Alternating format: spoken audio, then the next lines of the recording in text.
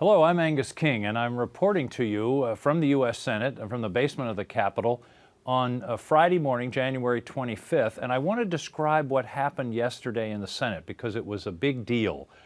I was fortunate enough or lucky enough to be sitting in the presiding officer's chair during a great deal of the debate yesterday on the filibuster issue. And as I closed out the Senate and gavelled the Senate to a close, one of the parliamentarians leaned over to me and said, "You were very fortunate to be here on a momentous day." And I think a lot of the commentators that have talked about the compromise that was reached and was voted through yesterday to change the Senate rules have really sort of missed the point or didn't understand entirely what happened, because it was very significant. It wasn't as much of a change in the filibuster rules as I would have liked, as I supported. But there are two things important about what happened. Number one, it was a significant change in the way the filibuster works, the first one in 38 years. And secondly, the way we got to that place was important. First, let me talk about what actually happened and how it happened. The filibuster had been used and overused, as I've said repeatedly during the campaign, in recent years at a whole series of points in the legislative process, the most annoying of which was a filibuster of what's called the motion to proceed, which is the very beginning of getting a bill onto the floor. And that filibuster at the motion to proceed, if you can't get the 60 votes, you never even get to discuss the bill. The second place a filibuster occurs is on the bill itself, if there is debate on it, if you can get by the motion to proceed. And then the third place was when you had a bill coming out of the Senate and a bill out of the House that were slightly different, and the solution under our Constitution is to go to what's called a conference committee of the House and the Senate, where senators and congressmen sit down together and iron out the differences and come up with a final bill. That, under the Senate rules before yesterday, took 3 different steps just to go to conference. So here's what the change did. On a motion to proceed, if there's an agreement by the 2 leaders that there will be 4 amendments allowed, 2 by the minority, 2 by the majority, and then there's no filibuster on the motion to proceed. On the bill itself, there still would be the allowance of a filibuster, which could be closed out by a 60-vote margin. But then after the cloture, after the filibuster's closed off, under the prior rules, there was 30 hours of debate, which still tied up the Senate for a great deal of time, 30 more hours. That's now been shortened. If no one's there to talk, that period is going to end, and we can go ahead and move the bill. On the moving to conference, instead of 3 opportunities for a filibuster, it's been collapsed to 1. Will there still be filibusters? Almost certainly. Will there still be 60 votes required to pass major pieces of legislation? Almost certainly.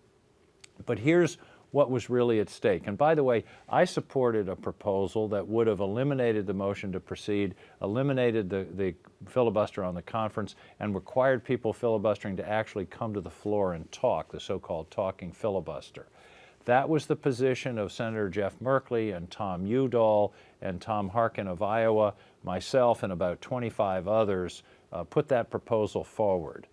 What happened was that proposal and the support for it by particularly new senators helped Harry Reid, the majority leader, to go to Mitch McConnell, the Republican leader, and say, my caucus wants to change this rule, and they're going to do it unless we can negotiate something.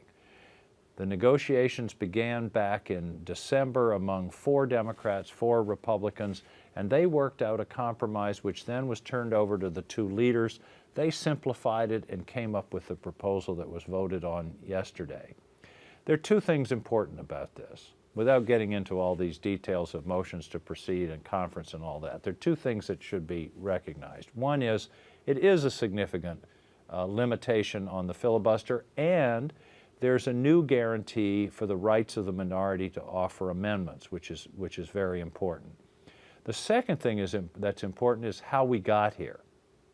And we got here through bipartisan negotiations, senators of different parties sitting down, listening to each other, and yes, compromising, and that's what's been missing around here recently. So I think it's almost as important how we got here as what we actually achieved.